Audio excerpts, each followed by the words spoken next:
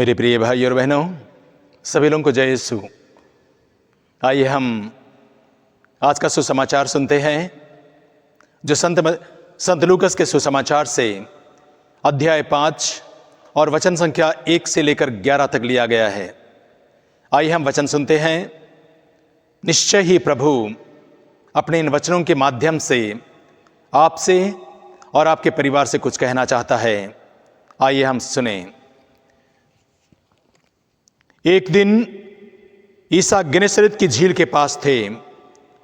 लोग ईश्वर का वचन सुनने के लिए उन पर गिरे पड़ते थे। उस समय उन्होंने झील के किनारे लगी 2 नावों को देखा। मछुए उन पर से उतरकर जाल धो रहे थे। ईसा ने सिमोन की नाव पर सवार होकर उसे किनारे से कुछ दूर ले चलने के लिए कहा। इसके बाद वे नाव पर बैठे हुए जनता को शिक्षा देते रहे। उपदेश समाप्त करने के बाद उन्होंने सिमोन से कहा, नाव गहरे पानी में ले चलो और मछलियां पकड़ने के लिए अपने जाल डालो। सिमोन ने उत्तर दिया, गुरुवर, रात भर मेहनत करने पर भी हम कुछ नहीं पकड़ सके, परंतु आपके कहने पर मैं जाल डालूंगा। ऐसा करने पर बहुत अधिक मछलियां फंस गई और उनका जाल फटने को हो गया। उन्होंने दूसरी नाव के अपने साथियों को इशारा किया कि आकर हमारी मदद करो। वे आए और उन्होंने दोनों नावों को मछलियों से इतना भर लिया कि नावें डूबने को हो गई। यह देखकर सिमोन ईसा के चरणों पर गिरकर कहा, प्रभु मेरे पास से चले जाइए, मैं तो पापी मनुष्य हूं। जाल में मछलियों के फंसने के कारण वह और उसके साथी विस्मित हो गए। यही दशा याकूब और यूहन्ना की भी हुई। वे जबेदी के पुत्र और सिमोन के साझेदार थे। ईसा ने सिमोन से कहा, डरो मत, अब से तुम मनुष्यों को पकड़ा करोगे। वे नाव को किनारे लगाकर और सब कुछ छोड़कर ईसा के पीछे हो लिया। Hallelujah, hallelujah. मेरे प्रिय मित्रों, आइए हम एक छोटा सा गीत गाते हैं। सुनाने आया सुनाने यीशु के मीठे वचन, सुनाने आया सुनाने यीशु के मीठे वचन। शांति के राजा आनंद दाता वही है तारनहारा। शांति के राजा आनंद दाता वही है तारनहारा। जो कोई उस पर विश्वास करेगा वह मुक्ति पाएगा। जो कोई उस पर विश्वास करेगा वह मुक्ति पाएगा। सुनाने आया सुनाने यीशु के मीठे वचन, सुनाने आया सुनाने यीशु के मीठे वचन। मेरे प्रिय भाई और बहनों, हम आज के सुसमाचार में देखते हैं जब प्रभु यीशु समुद्र के किनारे लोगों को वचन सुनाने लगे, अभिषेक पूर्ण वचन। लोग प्रभु के वचन को सुनने के लिए उमड़ रही थी। भीड़ की भीड़ इकट्ठा हो रही थी प्रभु के वचन को सुनने के लिए। और जैसे वचन में लिखा हुआ है कि लोगों की भीड़ प्रभु के वचन को सुनने के लिए उन पर गिरी पड़ती थी। इतनी बड़ी भीड़ प्रभु के वचन को सुनने के लिए समुद्र के तट पर इकट्ठा हो गई। उस वक्त पेतरुस और उनके साथी अपना जाल धो रहे थे, क्योंकि वे मछुए थे। जब पेतरुस अपना जाल धो रहा था, जाल तो जरूर धो रहा था, लेकिन उनका ध्यान प्रभु में और प्रभु के वचन में था। पेतरुस ये देख रहा था, इस 30 साल के नौजवान युवक में इतनी क्षमता है, लोगों को अपने अभिषेक पूर्ण वचन से अपनी ओर आकर्षित करने की अद्भुत क्षमता और कला को देखकर पेतरुस अचंभित था। और उसके बाद हम आगे देखते हैं, प्रभु यीशु जो पेतरुस के नाव पर खड़ा था उपदेश दिया, और उसके बाद प्रभु पेतरुस से कहते हैं, नाव गहरे पानी में ले चलो और मछलियां पकड़ने के लिए जाल डालो। पेतरुस रात भर मछली मारने के कारण वह थका हारा था। थका हारा होने पर भी उन्होंने प्रभु की आज्ञा का पालन किया, प्रभु की आज्ञा को ठुकरा नहीं पाया, और वह नाव गहरे पानी में ले चला, और प्रभु की आज्ञा के अनुसार उन्होंने और एक बार अपने जाल को डाला। और हम आगे देखते हैं, जब पेतरुस इस बार प्रभु की आज्ञा का पालन करते हुए जब समुद्र में जाल को डाला, तो दोबारा खींच नहीं पाया,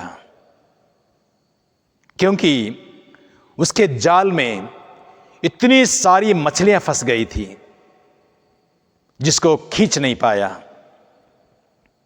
हम बाइबल में देखेंगे, स्तोत्र ग्रंथ अध्याय 8 में लिखा है, प्रभु तेरा नाम समस्त पृथ्वी पर कितना महान है, तेरी महिमा आकाश से भी ऊंची है। बालक और दुधमुहे बच्चे तेरा गुणगान करते हैं। तूने अपने लिए एक सुदृढ़ गढ़ बनाया है, तेरे शत्रु और विरोधी उसके सामने टिक नहीं सकते। जब मैं तेरे द्वारा बनाए हुए आकाश को देखता हूं, तेरे द्वारा बनाए हुए सूर्य और चंद्रमा को और तारों को देखता हूं, तो मैं सोचता हूं कि मनुष्य क्या है जो तू उसकी सुधि ले, आदम का पुत्र क्या है जो तू उसकी देखभाल करे। तूने उसे स्वर्गदूतों से कुछ ही छोटा बनाया है और उसे महिमा और सम्मान का मुकुट पहनाया है। तूने उसे अपनी सारी सृष्टि पर अधिकार दिया। सब भेड़ बकरियों, गाय बैलों, आकाश के पक्षियों, समुद्र की मछलियों, सारे जलचारी जंतुओं पर तूने मनुष्य को अधिकार दिया है। देखिए, सब कुछ पर प्रभु ने मनुष्य को अधिकार दिया। जमीन और आसमान को बनाने वाले, समुद्र को बनाने वाले, समुद्र में पलने वाले हर जीव जंतु को, मछलियों को बनाने वाला परमेश्वर पेतरुस से कहा, नाव गहरे पानी में डालो, जाल गहरे पानी में डालो। और जब पेतरुस ने प्रभु की आज्ञा का पालन किया, वो जाल खींच नहीं पाया, क्योंकि समुद्र के हर जीव जंतुओं को बनाने वाला परमेश्वर उसकी नाव में बैठा था। Hallelujah, hallelujah, hallelujah. और जब पेतरुस जाल को खींच नहीं पाया, तब उसने अपने साथियों को इशारा करके बुलाया। उनके साथी आए और वचन में लिखा है कि वे मछली पकड़कर मछलियों को दोनों नाव में डालने लगे, और उस जाल से निकलने वाला मछली उनके नाव में लबालब भर गया। लेकिन जाल का मछली समाप्त नहीं हुआ, नाव डूबने लगा। जब नाव डूबने लगा तो पेतरुस प्रभु की ओर देखा और प्रभु से कहता है, प्रभु मेरे पास से चले जाइए, क्योंकि मैं तो पापी मनुष्य हूं। मेरे जीवन में पाप होता है, मैं पाप करता हूं, मेरे जीवन में बुराई है, मैं पापी मनुष्य हूं। प्रभु मेरे पास से चले जाइए, मैं आपके पास खड़े रहने योग्य नहीं हूं। इस प्रकार पेतरुस प्रभु के सामने अपने पाप को स्वीकार किया। जब पेतरुस अपने पाप को स्वीकार किया तब प्रभु उसको आशीष दिया और उसके जीवन में एक टर्निंग पॉइंट आया। प्रभु ने उसे कहा, पेतरुस डरो मत, अब से तुम मनुष्यों को पकड़ा करोगे। ईश्वर उसके जीवन शैली को बदल दिया, उसका भाग्य पलट दिया। प्रभु ने उसको एक महान कार्य के लिए चुन लिया। अब से तुम मनुष्यों को पकड़ा करोगे। मेरे प्रिय भाई और बहनों, हमारी जिंदगी में जब जब हम पाप स्वीकार करते हैं, जब जब हम अपने पाप को स्वीकार करते हुए पश्चाताप करते हैं, तो प्रभु हमें शुद्ध करता है, पवित्र करता है और हमें अपने विशेष कार्य के लिए चुनता है और नियुक्त करता है। जब पेतरुस ने स्वीकार किया, मैं पापी मनुष्य हूं, तो प्रभु यीशु ने पेतरुस को चुन लिया, पेतरुस को बुलाया, पेतरुस को पवित्र आत्मा का अभिषेक दिया। हम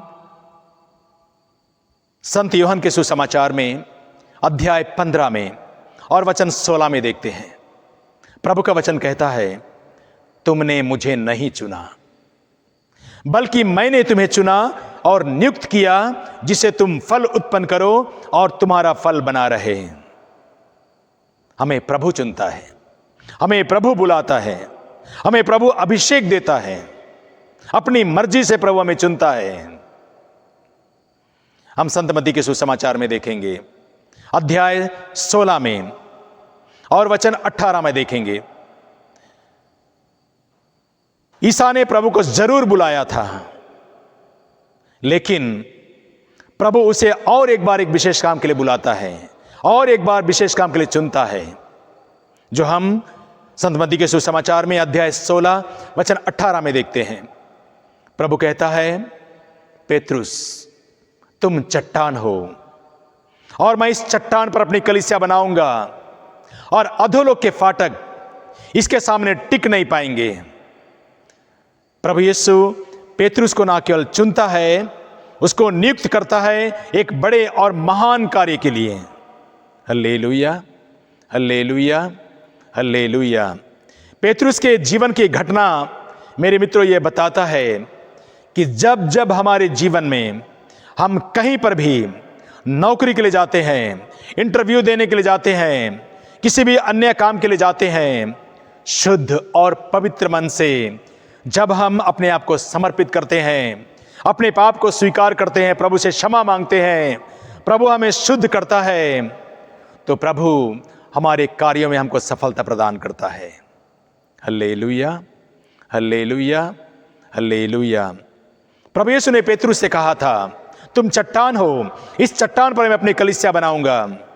और पेतरुस प्रभु के साथ सब कुछ छोड़कर प्रभु यीशु का अनुयायी बन गया और प्रभु के साथ 3 साल तक प्रभु को सुनता रहा, प्रभु को देखता रहा और ईश्वर प्रभु यीशु पेतरुस को अभिषेक देता रहा। हम आगे देखते हैं,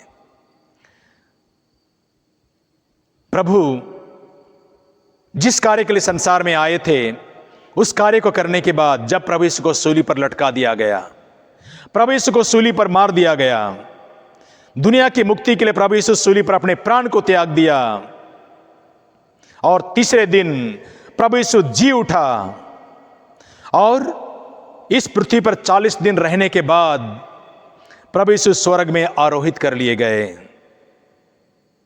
तब प्रभु यीशु अपने शिष्यों को पवित्र आत्मा से अभिषेक दिया। हम लोग देखेंगे प्रेरित चरित्र में पेतरुस और उनके शिष्यों को प्रभु यीशु ने पवित्र आत्मा से परिपूर्ण किया, और जब वे पवित्र आत्मा से परिपूर्ण हो गए तब पेतरुस लोगों को वचन सुनाया, वही ईसा मसीह के बारे में, वही क्रूस मरण के बारे में, वही क्रूसित प्रभु यीशु का संदेश लोगों को दिया।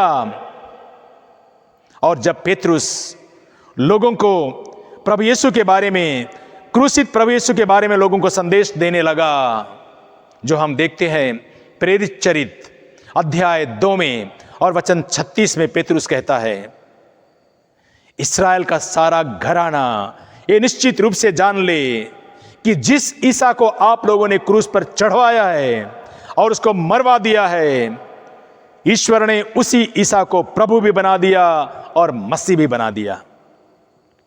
और पेतरुस का उपदेश सुनने के बाद लोग मर्माहत हो गए, घबरा गए। हमने बहुत बड़ा अनर्थ किया है।